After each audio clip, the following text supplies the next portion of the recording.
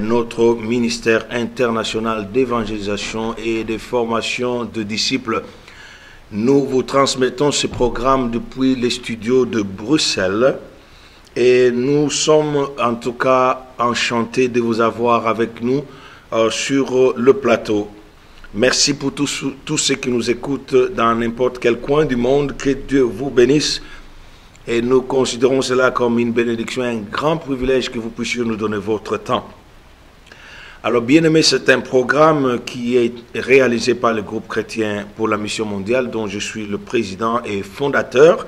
Et nous sommes ici en Belgique, plus précisément à Bruxelles, où nous sommes dans le processus d'implantation d'une de nos branches ici à Bruxelles. Et c'est cela qui justifie la raison d'être de ce programme. C'est pour vous informer que d'ici le mois de septembre, le groupe chrétien pour la mission mondiale aura un bureau ici, car nous avons le projet d'ouvrir un centre de formation et un institut biblique appelé l'école de serviteurs. Ce sera un programme très pratique, très expérimental, basé sur les enseignements qui sont tournés vers un ministère pratique et une vie chrétienne pratique. Parce que nous ne voulons pas gaspiller du temps avec les aspects académiques. C'est là, ceux qui sont intéressés peuvent joindre des facultés et qui peuvent leur donner et au-delà de ce que nous présentons. Donc d'ici le mois de septembre, nous allons commencer notre ministère en Belgique. Nous voulons dire à nos téléspectateurs que le groupe chrétien mondial n'est pas une église. Nous sommes une organisation para-ecclésiastique, donc nous avons besoin de partenaires financiers, de partenaires spirituels, des hommes et des femmes qui acceptent de prier, de soutenir notre travail partout où nous allons dans le monde, et ceux aussi qui acceptent de contribuer financièrement et matériellement pour le progrès de ce ministère. Nous avons déjà 33 ans d'âge dans ce ministère. Nous croyons que nous avons l'âge mature pour pouvoir nous engager dans de telles initiatives.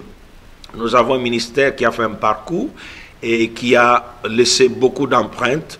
C'est pourquoi nous vous encourageons, si vous voulez en tout cas nous joindre, notre site ou nos sites vous seront bientôt affichés sur l'écran.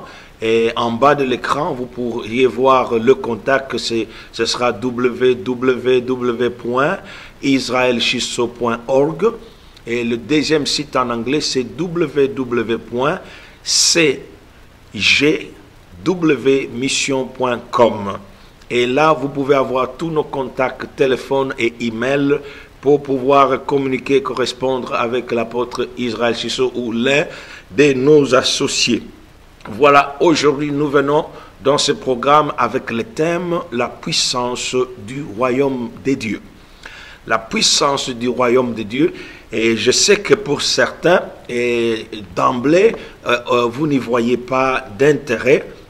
Mais je peux vous dire que ce sujet que nous abordons est d'ordre capital et c'est la priorité même de toute l'œuvre de la rédemption de Jésus-Christ. Parce que comme nous l'avons lu hier dans Apocalypse, comme je peux vous rappeler, quand les anges adorent le Seigneur dans Apocalypse au chapitre 5, il est écrit au verset 8, et verset 7 d'abord dit, même en commençant par le 6, il dit, et je vis au milieu du trône et des 4 êtres vivants, de vieillards, un agneau qui était là comme immolé. Il avait 7 cornes et 7 yeux qui sont les 7 esprits de Dieu envoyés par toute la terre. Il vint et il prit le livre de la main droite de celui qui était assis sur le trône. Voilà les mots, le trône encore. Quand vous entendez le mot trône, cela sous-entend un souverain qui règne et qui domine. Donc, quand vous lirez dans le texte, dans l'Ancien Testament, comme le psaume 92, vous trouverez que la Bible claire dira que l'Éternel Dieu règne et la terre tient ferme. Donc, nous ne pouvons pas mettre la charrue devant le bœuf. Le règne de Dieu avec son royaume sont plus importants que vos bénédictions, que votre élévation, que votre ministère, si grand qu'il soit, que votre assemblée et votre église, que vos années de ministère, je n'aurai même pas la prétention de pouvoir donner un poids quelconque de mon ministère face à la dimension de grandeur que revêt le royaume des dieux. Car le royaume de Dieu qui vient parmi nous est simplement la projection du royaume des cieux. Nous ne pouvons pas parler du royaume de Dieu sans faire référence au lieu qui a généré ce royaume de Dieu. Parce que quand Jésus-Christ est venu, il a dit le royaume de Dieu s'est approché. C'est-à-dire c'est un système divin qui est confectionné de lois que dans les termes juridiques dans le monde nous parlons de principes fondateurs. Mais ici, nous parlerons plutôt de principes créateurs, parce que ce sont des lois divines qui régissent les systèmes et l'environnement de Dieu dans lequel il évolue et il se manifeste. Donc, c'est pourquoi nous avons visité la prière de notre Père avec le Seigneur Jésus-Christ qui a dit: quand vous priez, non seulement soyez sûr que Dieu est votre Père, vous confessez la réalité de cette relation dans laquelle vous êtes, parce que vous ne pouvez pas parler à Dieu s'il n'est pas votre Père, et en même temps reconnaissez que c'est un Père, mais en même temps un roi. Vous devez accepter que son règne, c'est-à-dire la domination de Dieu, doit venir sur nous. Une domination, c'est un pouvoir de contrôle total et souverain. Et c'est ce genre de pouvoir qui ne revient qu'au souverain roi. Dieu est roi, Jésus-Christ, Dieu l'a fait roi des rois, donc il a le pouvoir total, il doit dominer, il doit régner. Et c'est pourquoi tous ceux qui ne veulent pas que Jésus-Christ domine sur eux ou qu'il règne sur eux feront l'expérience très désastreuse de la destruction par les jugements finaux. Et pourquoi le Seigneur m'a amené dans cette mission et m'a donné cette responsabilité? En lisant dans le livre de 1 Samuel au chapitre 8, nous avons vu que bien que Dieu ait délivré un peuple qu'il avait choisi pour faire une nation de Dieu, le modèle, c'est-à-dire les spécimens de Dieu, comment Dieu voulait que toutes les nations puissent pouvoir apprendre à vivre en relation avec Dieu tout en étant des éléments matériels terrestres, parce que Dieu, en créant le monde matériel, il ne s'est jamais exclu de sa gestion.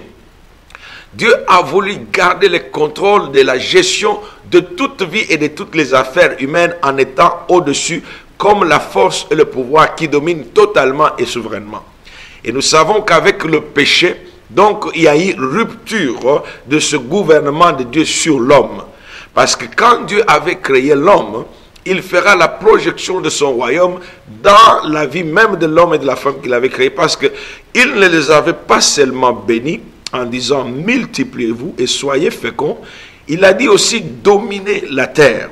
Et c'est ce qui s'est passé quand le diable a vu que Dieu était en train d'étendre son royaume sur la terre en créant de nouveaux éléments comme l'homme et la femme. Alors il avait misé dans son coup à retirer le royaume de Dieu qu'il avait confié aux hommes pour qu'ils deviennent, lui Satan, les dominateurs du monde. C'est pourquoi depuis la chute, Satan est devenu le maître du monde. Les Écritures disent clairement, nous savons que le monde entier est sous la domination du diable.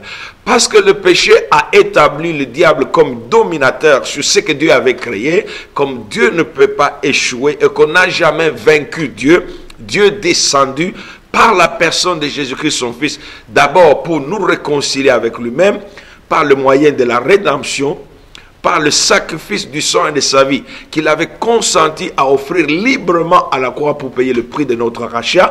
Alors, après que Jésus-Christ ait accompli ce travail magnifique, la Bible est claire que Dieu décida de remettre son royaume au Fils.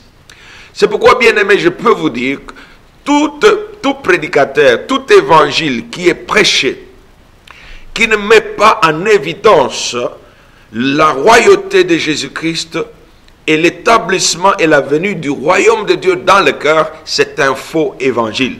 Parce que quand le Seigneur Jésus-Christ a enseigné à prier, à la fin,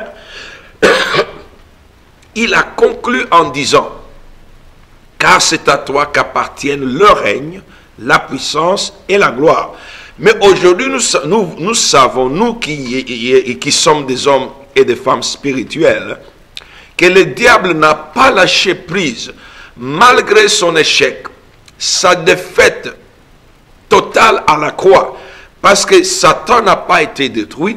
Satan continue à réclamer la légitimité d'une royauté, d'un royaume déjà défunt, que Jésus-Christ a pu détruire par l'œuvre de la croix. C'est pourquoi nous pouvons voir dans la tentation que Satan est venu montrer à Jésus-Christ, écoute, moi aussi j'ai un royaume.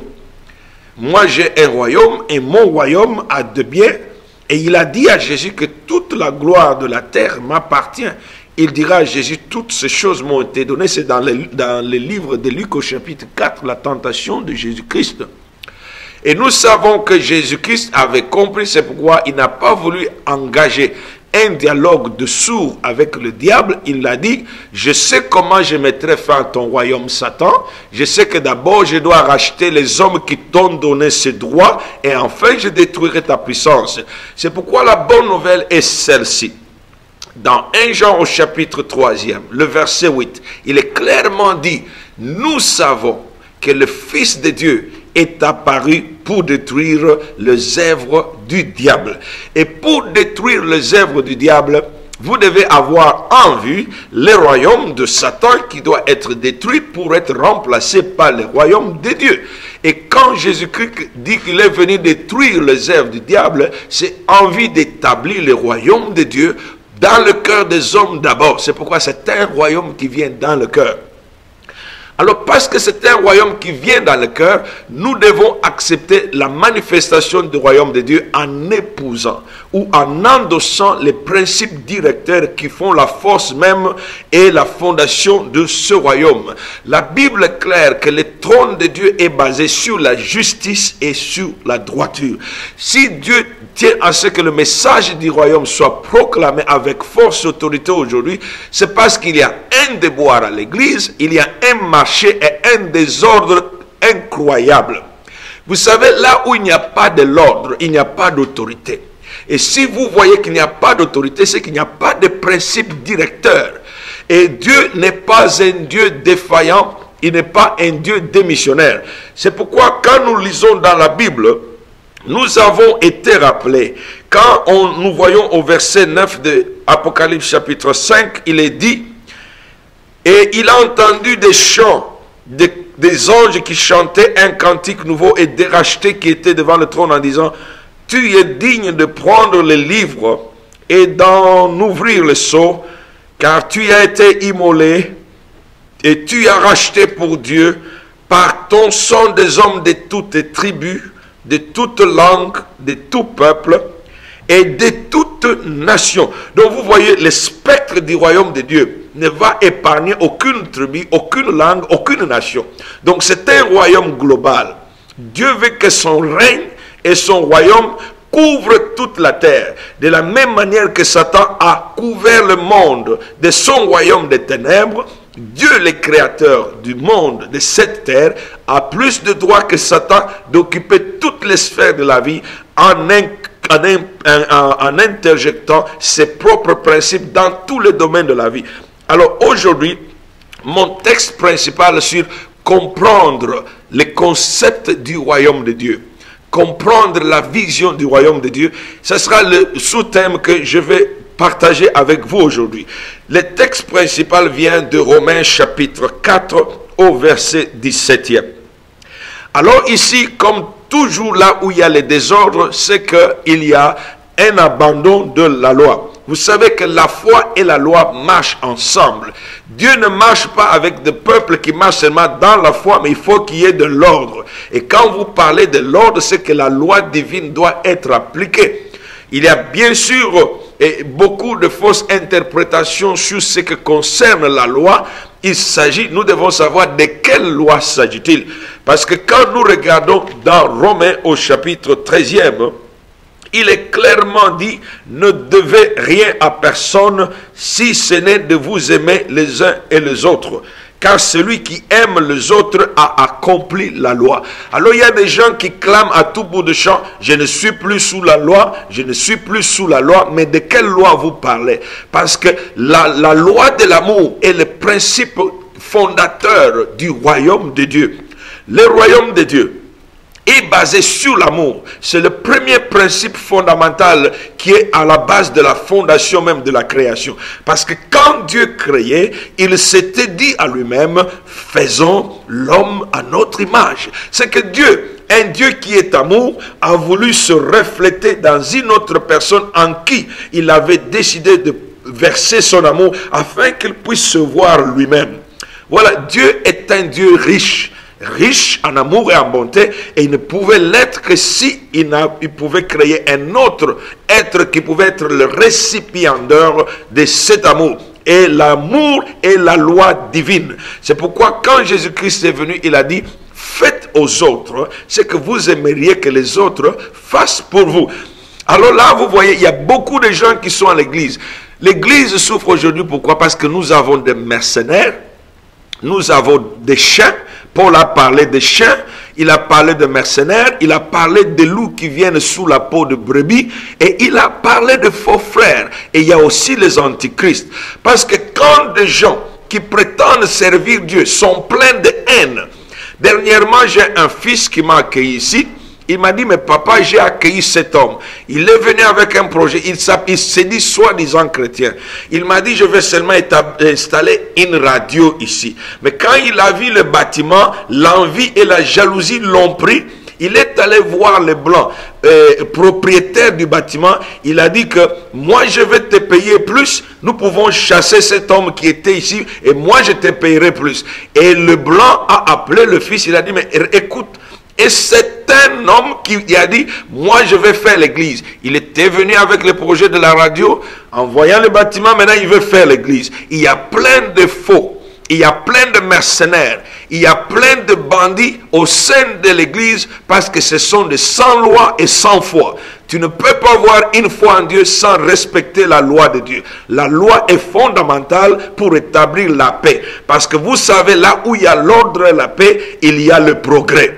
C'est pourquoi nous voyons des petites églises, des minuscules, des petits groupuscules qui ne sont même pas capables de payer des loyers. Pourquoi est-ce que tu peux t'acharner à torturer un petit groupe de gens avec une petite église de 20 personnes pendant 20 ans? C'est que Dieu ne t'a pas appelé. Parce que Dieu t'a appelé et tu respectes le principe du royaume. Il y a la puissance du royaume qui fera que Dieu va ajouter des hommes et des femmes et cette œuvre va grandir parce que ce sont le principe de Dieu. Alors nous voyons ici la Bible claire que le royaume de Dieu, je vais vous lire le texte, il dit car le royaume de Dieu ne consiste pas, le royaume de Dieu ce n'est pas le manger et le boire. Ici il n'a cité que ces deux éléments essentiels de la vie côté matériel. Il n'a pas ajouté les habits ou les maisons, parce qu'il n'a pris que l'essentiel. Mais il pouvait aussi dire, car le royaume de Dieu, ce n'est pas le manger, ce n'est pas le boire, ce n'est pas la prospérité en argent, ce n'est pas la prospérité en bien matériel. Pourquoi? Bien aimé, je peux vous dire une chose. Le royaume de Dieu subsistera à jamais. Vos bénédictions, peu importe ce que vous allez avoir, vous allez laisser tout sur cette terre. À moins que vous pouvez me contredire. Vous pouvez avoir des grands bâtiments. Le jour où vous mourrez, vous les laisserez ici. Et vous entrerez dans la réalité du royaume de Dieu. Alors là, Dieu vous attend parce que Dieu dit que je suis vivant. Dit le Seigneur. Tout genou fléchira devant moi et toute langue donnera gloire à Dieu. Ainsi, chacun de nous rendra compte à Dieu pour lui-même. Toi, tu te bats pour bâtir l'église. Toi, tu fais la guerre, tu entres en compétition contre les autres pasteurs pour que tu aies la plus grande église. Donc, tu es en dehors de la vision du royaume. Parce qu'il dit que le royaume de Dieu consiste dans la justice, la paix et la joie par le Saint-Esprit. C'est là où que je remets en doute tout groupe de gens qui vivent en désordre, dans l'anarchie, dans le chaos, dans la concurrence et la compétition illégale comme on le voit aujourd'hui dans les églises. Et ce qui est véritablement un danger, qu'aujourd'hui, Les pasteurs sont des gens les plus difficiles avec lesquels vous pouvez bâtir quoi que ce soit. Alors je me demande, comment se fait-il que des hommes et des femmes engagés dans une même armée ne peuvent pas coordonner leurs efforts pour gagner une guerre? Ils s'entretuent eux-mêmes. Et Jésus-Christ avait averti dans Luc 11, il a dit que tout royaume divisé ne subsistera pas. Si vous n'entendez pas ces messages d'avertissement, vos églises fermeront, parce que Dieu ne tolérera pas que des petits groupuscules, des groupes de rebelles. C'est pourquoi nous voyons des gens, ils se rebellent. Et il y en a qui s'étonnent. Pasteur, demande-toi comment tu as commencé ton église. Si tu as commencé ton église dans la rébellion, en prenant des gens, en créant une situation chaotique là où tu es venu, les gens ne feront aussi que prendre chez toi. C'est une malédiction que tu as déclenchée, elle restera et ne s'arrêtera jamais. Chaque fois que tu croiras, j'ai bâti une église, les gens viendront et prendront et partiront. Jusqu'à ce que tu te répandes. Parce qu'une église que Dieu crée, je vous ai dit que l'église est un organisme au service du royaume. Un corps, c'est un organisme au service de la vie. S'il n'y a pas de vie dans un corps, ce corps n'a pas le droit d'existence. C'est pourquoi quand la vie quitte le corps change de nom, il devient simplement un cadavre. Alors bien aimé, l'église ne peut pas survivre sans la vie de Dieu dans l'église. Et Dieu dit, ma vision principale, c'est la vision d'un royaume. Je suis un roi, je veux régner sur un groupe de gens que j'ai rachetés avec mon propre sang, à qui j'ai donné ma vie et qui vont servir selon mes principes et selon mes commandements. C'est pourquoi tu ne peux pas bâtir une église avec ta théologie. Tu ne peux bâtir une œuvre de Dieu que sur base de principes fondamentaux ou de principes fondateurs du royaume de Dieu. Le premier principe, c'est l'amour. Nous venons de le voir. Le deuxième principe, c'est la justice. Le troisième principe, c'est la paix. Et je ne veux me limiter qu'à ces trois-là. Parce que là où Dieu ne règne pas, il y a le chaos. Là où Dieu ne règne pas, il y a toutes sortes de misères et de tortures. C'est pourquoi, bien aimé, le monde entier est sous l'emprise du diable. C'est pourquoi nous avons des gouvernements qui prétendent être des gouvernements démocratiques, mais qui ne le sont pas. Parce que ce sont des gouvernements qui sont en train de faire prévaloir des droits des petits groupes minoritaires au détriment de la majorité. Nous voyons cela se fait dans le monde entier. Un petit groupe de gens immoraux, avec leur vie désordonnée, ils réclament le droit jusqu'au point que le gouvernement se plie aux exigences de ces petits groupes, mais laisse tomber la majorité. C'est pourquoi, bien aimé, nous voyons l'injustice partout. La civilisation ne pourra jamais apporter la justice dans ce monde. L'éducation et la culture n'apporteront pas. Nous vivons à une époque où le barbarisme est devenu civilisé et modernisé. On fait des armes, on tue des vies de gens sans justice. Mais quand le royaume de Dieu arrive, il y a la paix et la justice. C'est-à-dire, quand Dieu dit, il parle de la justice, tu n'as droit qu'à ce qui te revient. Tu ne peux pas avoir droit à ce qui ne te revient pas. Une personne qui réclame le droit ou qui prend ce qui n'est pas à lui, c'est un bandit, c'est un barbare. Alors bien aimé, ces genres de principes ne peuvent pas fonctionner dans le royaume de Dieu. C'est pourquoi le Seigneur dit que mon royaume est un royaume le plus élevé et le meilleur. Et c'est ce royaume dont nous avons besoin. Au lieu de chercher d'abord les bénédictions, au lieu de chercher d'abord la gloire des hommes, les bâtiments, les choses, il faut chercher d'abord le royaume de Dieu. Parce que, bien aimé, le royaume de Dieu garantit et sécurise la propriété de l'individu. Toute vie individuelle est protégée par la justice. La vraie justice, sa responsabilité, c'est de protéger les droits fondamentaux d'une personne et de garantir la liberté et la vie de cet individu pour le progrès. Mais le monde n'a pas ces choses. C'est pourquoi Dieu dit, mon royaume est celui qui doit supplanter le système qui est dans le monde. Moi, j'ai besoin de ce royaume. C'est pourquoi quand je prie, je dis, oui, Maranatha, viens Seigneur. Parce que bien aimé, il n'y a aucune garantie que vos bénédictions seront toujours là. Parce que vous savez, quand vous avez des bénédictions, vous attirez le regard de tous ceux qui n'en ont pas et vous pouvez être dans les troubles. Nous voyons la situation de certaines nations dans le monde, comme le Congo. Le malheur du Congo aujourd'hui, c'est qu'ils ont des bénédictions que tout le monde veut avoir. Alors, comme il n'y a pas de loi non plus, ni de droit dans ce pays-là, alors le pays est à l'abandon. Les gens sont mutilés dans leur propre pays. C'est pourquoi le monde a besoin du royaume de Dieu. C'est pourquoi si vous êtes un vrai homme de Dieu, vous devez abandonner cette petite vision bornée de mon église. J'ai bâti mon église. J'ai bâti mon ministère. Il faut joindre le concept universel du royaume de Dieu, car c'est la vision suprême. Moi, je travaille pour le royaume de Dieu. C'est pourquoi je n'ai pas besoin de pouvoir me lever à un niveau qui n'est pas nécessaire au royaume de Dieu. Vous voyez ce qui fait la différence d'un militaire. C'est qu'un militaire, la cause qu'il défend est plus grande que sa cause personnelle. Vous allez voir, les vrais militaires, ce sont des gens qui ont des causes plus grandes que leur propre vie. Ils sont prêts à mourir pour leur nation sans jamais peser le prix qu'ils vont payer, parce que c'est un engagement. Ils ont dit, nous avons une valeur plus grande. C'est pourquoi j'aime les États-Unis. Aux États-Unis, il y a une philosophie. Tout le peuple américain dit, nous nous engageons dans une chose qui est plus grande que nous-mêmes. Nous devons défendre et vivre ce qui est plus grand que nous-mêmes, parce que nous passerons. C'est pourquoi, bien-aimés, si vous êtes un serviteur de Dieu, comprenez, le royaume de Dieu ne consiste pas en l'étalage de bénédictions. Aujourd'hui, il y a des hommes de Dieu qui sont maintenant satisfaits parce qu'ils roulent dans les Mercedes noirs. Ils ont des grandes villas.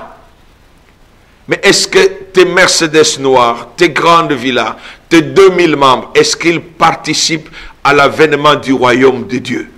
Combien de ces membres de ton église influencent la vie de leur communauté en vivant une vie basée sur l'amour, sur la justice et une vie de paix? C'est pourquoi nous avons dans les églises, aujourd'hui j'étais vraiment attristé. Ici en Belgique, il y a une commune qui a pris la décision de fermer toutes les églises congolaises ou africaines qui étaient dans cette ville parce qu'ils ont dit ceci.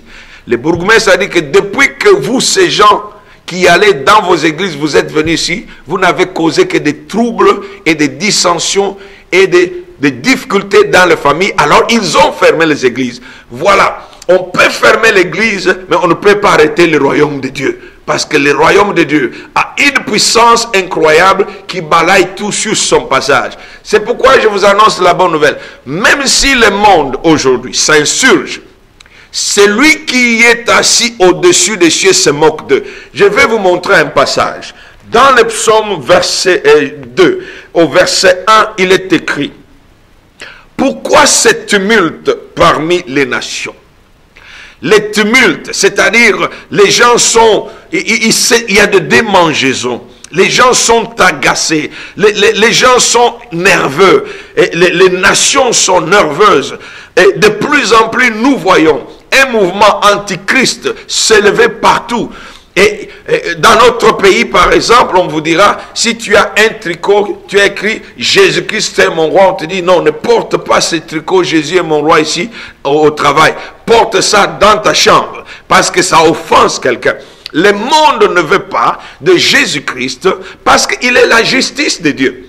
Il n'y aura pas de justice dans le monde sans Jésus-Christ. Le monde n'aura pas la paix parce que le prince de la paix s'appelle Jésus-Christ. Donc sans la paix, sans Jésus, il n'y aura pas la paix. C'est pourquoi je peux vous dire, nous allons bientôt assister à la chute de l'ONU. Parce que c'est une organisation de menteurs, c'est une organisation de criminels. Parce que dans la même organisation, il y a des pays qui se permettent d'attaquer les pays les plus pauvres et faibles au détriment de ceux qui sont forts.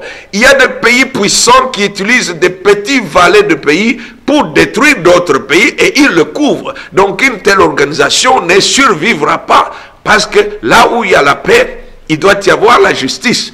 Et aujourd'hui, nous assistons à un chaos dans le monde et ceci n'est que le commencement de beaucoup de misères qui attendent le monde. Vous savez pourquoi je dis que l'ONU va bientôt s'écrouler?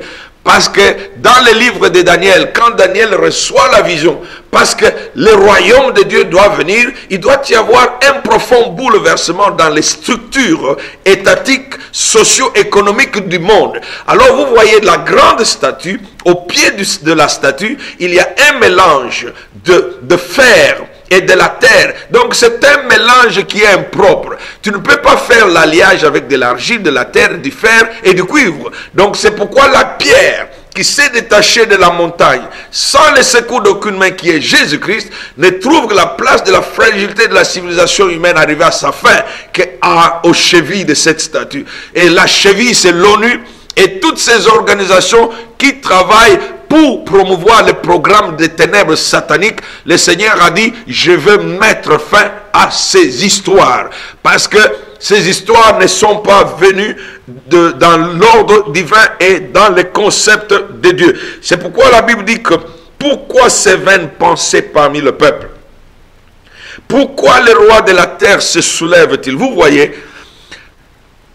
quand il y a des gens qui ont goûté au pouvoir, et qui se sont laissés faire corrompre par le pouvoir et qui oublient que tout pouvoir vient de Dieu et doit être exercé par Dieu et pour Dieu, ces gens se laissent corrompre et se détournent l'objectif même du pouvoir. Ils deviennent de meurtriers. C'est comme ça que nous avons des dictateurs, des assassins qui tuent les gens sans pitié parce que ils ont été corrompus par le pouvoir, au lieu de comprendre que le pouvoir leur a été donné pour qu'ils puissent être au service de principes fondateurs ou de principes créateurs de ce monde qui sont l'amour, la justice et la paix et l'ordre. Maintenant, ils doivent tuer, semer la terreur pour se maintenir. Alors, tant que ces gens savent qu'il y a un Dieu au ciel qui va réclamer des comptes, alors écoutez ce qu'il dit, ce roi se soulève. La communauté européenne ne veut pas entendre parler de Dieu ni de Jésus-Christ. Le monde civilisé occidental ne veut pas entendre de Jésus-Christ ni de Dieu. Les puissances des ténèbres africaines, les sorciers, les magiciens, les fausses religions ne veulent pas entendre parler de Jésus-Christ. Donc ils veulent un gouvernement de terreur, un gouvernement chaotique, un gouvernement de désordre qui est satanique. C'est pourquoi aujourd'hui vous trouvez dans les postes politiques de grandes fonctions d'État, vous trouvez des gens immoraux, vous trouvez des gens qui sont des criminels. Et c'est pourquoi maintenant ils s'organisent en bande de criminels où ils se protègent les uns les autres. Alors c'est pourquoi ils ne veulent pas entendre ni de l'amour, ni de la justice, ni de la paix, ni de l'ordre. Même les gens qui sont riches dans ce monde commencent à penser d'une façon criminelle. Vous savez qu'il y a un projet. Il y a un groupe de riches dans ce monde qui disent qu'il faut qu'on élimine les noirs. Il y a des projets où on est en train de fabriquer, de préparer des virus qui doivent être jetés là où il y a des noirs afin qu'on commence à tuer. Alors si vous entendez qu'il y a des virus qui ont éclaté quelque part, ce sont des mensonges. Ces choses sont faites dans le monde des ténèbres. Vous savez que les drones portent des virus et les jettent quelque part sans que vous le sachiez. Et ces drones rentrent. Et les jours suivants, vous voyez des maladies qui explosent partout parce qu'il y a Satan qui a son projet. Satan a un royaume. Son royaume n'a qu'un but, c'est détruire la vie et semer la misère et les ténèbres. Tandis que le royaume de Dieu a un projet de paix. C'est pourquoi Dieu dira, même aux enfants d'Israël, quand ils étaient en captivité à Babylone, il dit que même si quelque chose de tragique vous est arrivé, vous êtes dans le malheur, ce n'était pas là mon intention. Vous avez simplement perturbé des lois qui ont réagi contre vous. Et il dira, Jérémie dit aux enfants d'Israël, je connais les projets que j'ai formés pour vous. Ce sont des projets de paix et non de malheur. C'est pour vous donner un avenir et de l'espérance. Donc le royaume de Dieu est la seule espérance que ce monde a. Si le royaume de Dieu ne vient pas dans le monde entrera dans un chaos profond et dans les ténèbres profondes, si profond que les âmes commenceront à faillir seulement de terreur. Et cela va bientôt arriver. Alors bien aimé, c'est pourquoi Dieu m'a envoyé en mission. Il va dire, apporte-leur cette bonne nouvelle. Car le royaume de Dieu est proche et c'est un royaume de justice. C'est un royaume d'amour. C'est un royaume de paix. Vous savez, la paix, il n'y a rien de bon qu'une paix. Vous savez, la Bible dit que mieux vaut être en paix dans ta maison qu'être dans une maison pleine de fromage et de toutes sortes de nourriture, mais avec des querelles. Donc la valeur de la paix est si élevée que vous ne pouvez pas donc échanger la paix avec le bien matériel. Si une personne met en sa paix et la poursuite de la paix en dernière position, cet homme n'a pas de valeur normale. La Bible dit clairement dans Hébreux 12, au verset 12, recherchez la sainteté et la justice de Dieu, sans laquelle personne ne verra Dieu. Alors je vous avais déjà averti que quand un royaume vient, c'est-à-dire il y a un changement de régime, et quand un régime arrive à sa fin, et que ce régime s'est fait des ennemis, parce qu'il était opposé à un autre groupe, le groupe qui va venir va balayer tous les souvenirs du régime précédent. Alors je ne crois pas que quand Dieu amène son royaume, parce que le royaume visible, physique de Dieu s'établira sur cette terre, parce que Dieu a promis, je ferai de toutes choses nouvelles. Mais pour le moment, le Seigneur se préoccupe d'abord d'établir son royaume dans nos cœurs. Les hommes de ce monde ont besoin de la paix dans leur cœur.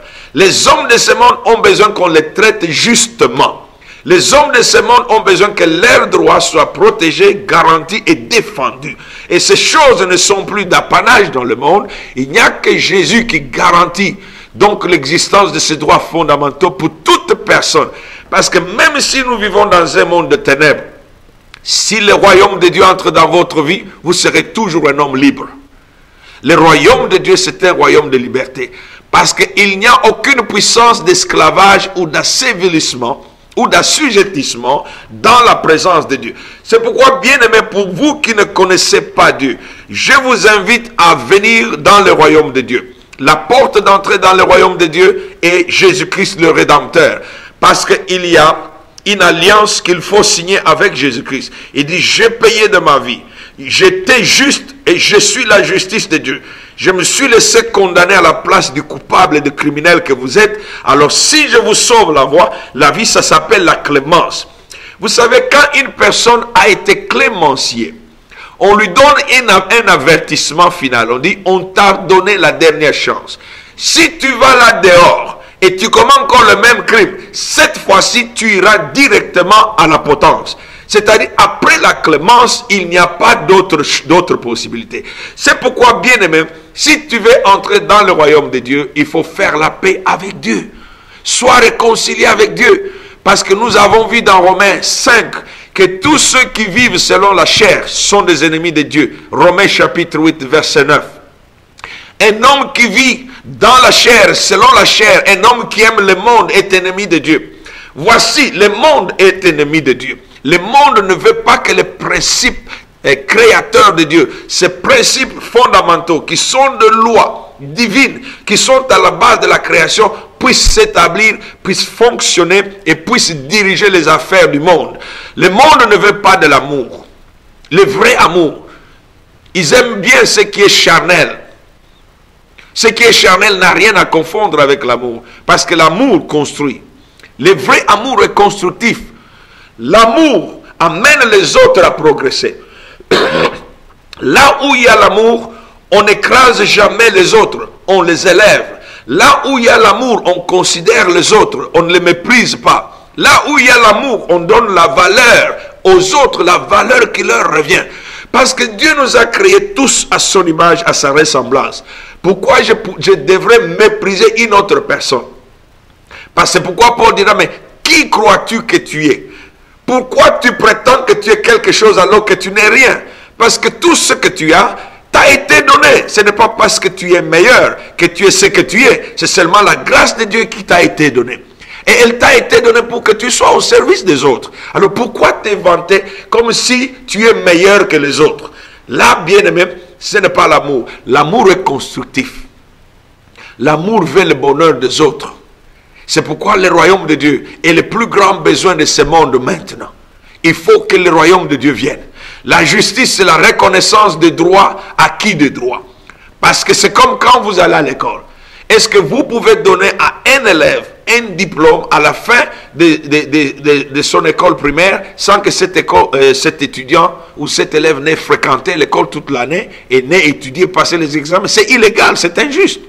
Donc dans le royaume de Dieu, Dieu vous donne ce qui vous revient des droits parce que vous vous êtes élevé au niveau des exigences de cette loi-là. Alors vous méritez ce que vous recevez, ce que vous méritez. Alors il y a dans le monde, les gens, on enseigne aux gens de gagner beaucoup en ne faisant rien. Ça, c'est l'injustice. C'est pourquoi nous avons beaucoup de bandits et de criminels. Les gens qui travaillent gagnent peu et les gens qui ne travaillent pas font des millions. Et même la parole de Dieu dit que les salaires des ouvriers crient devant Dieu. Bientôt, Dieu va entrer en jugement avec la classe bourgeoise. Vous allez voir ce que Dieu va faire parce que toute injustice sera punie. Quand je suis dans la méditation, le Seigneur me donne des textes bibliques qui montrent clairement que Dieu jugera toutes les nations avec justice. Toute nation qui a pris de bien d'autres nations illégalement payera au double.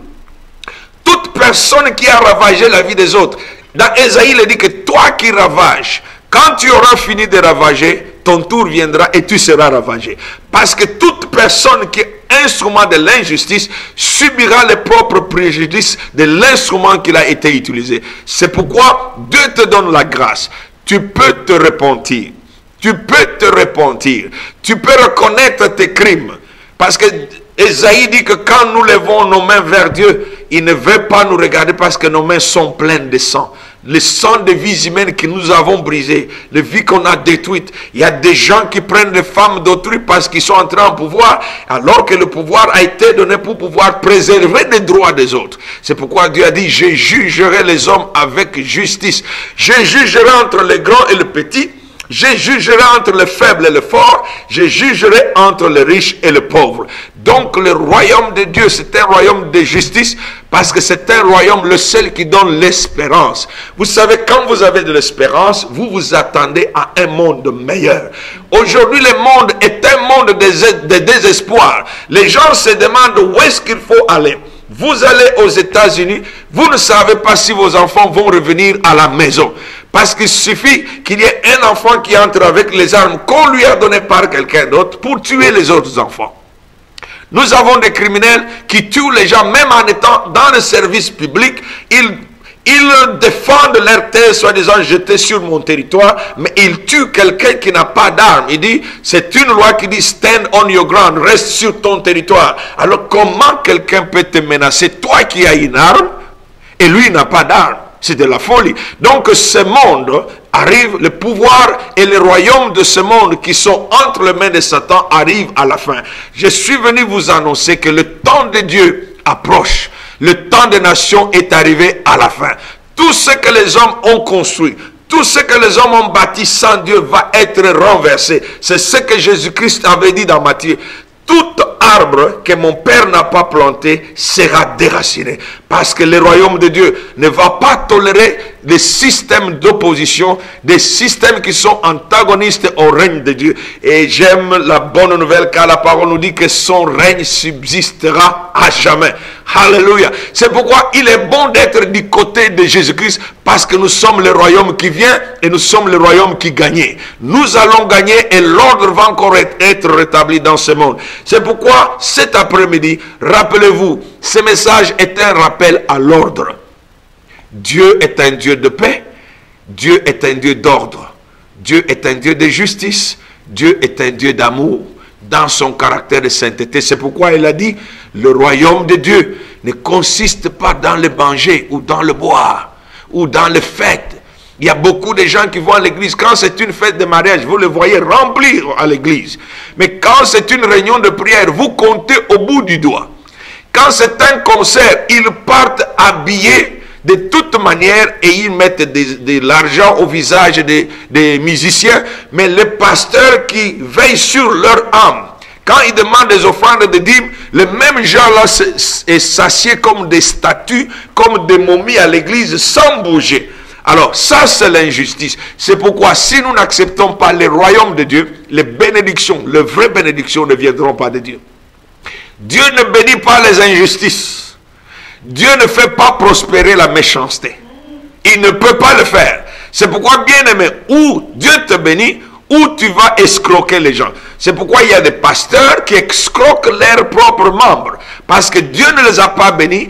Alors il y en a qui vont jusqu'à vendre leur âme chez Satan en amenant des petites magies à l'église et de petits pouvoirs mystiques pour tromper les gens afin de soutirer l'argent dans les poches des gens.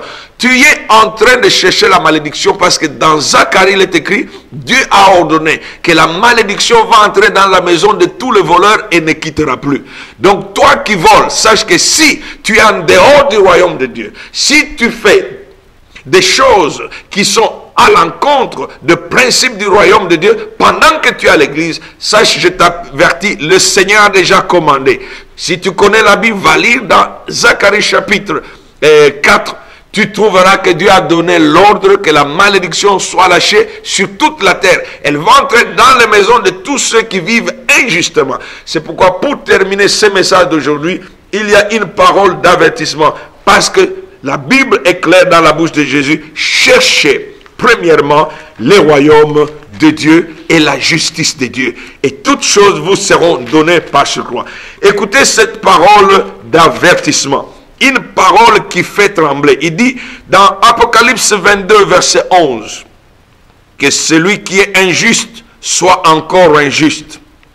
Que celui qui est souillé s'essuie encore. Et que le juste pratique encore la justice. Et que celui qui est saint se sanctifie encore. Au verset 12, il dit, voici, je viens bientôt. Et ma rétribution est avec moi pour rendre à chacun selon ses œuvres. Pour rendre à chacun selon ses œuvres. Ce monde n'a pas d'avenir. Jésus-Christ a dit, je vous le déclare à quiconque entend les paroles de la prophétie de ce livre. Si quelqu'un ajoute, Dieu ajoutera des fléaux dont tu l'as parlé. Alors le temps de Dieu est arrivé, le monde va bientôt expérimenter la puissance du royaume de Dieu. Et c'est une vraie puissance, parce que tout ce qui s'est érigé en obstacle succombera à la puissance de Dieu. Et je crois que vous qui êtes avec moi dans le royaume de Dieu, vous aimeriez voir une telle puissance venir. L'Église a besoin de cette puissance. C'est pourquoi il faut d'abord embrasser le royaume de Dieu. Il faut d'abord fonder notre foi et notre relation avec le Seigneur sur le principe fondateur de son royaume. Alors la puissance de Dieu nous sera accessible. Voilà, c'était tout pour aujourd'hui. Et c'était un message dans le thème la puissance du royaume de Dieu avec l'apôtre Israël Chisso, de passage en Belgique, venant des États-Unis. Et je suis là représentant notre ministère, le groupe chrétien, pour la mission mondiale. Salut, bye bye, see you tomorrow. Je vais vous voir encore demain à la même heure. Que Dieu vous bénisse.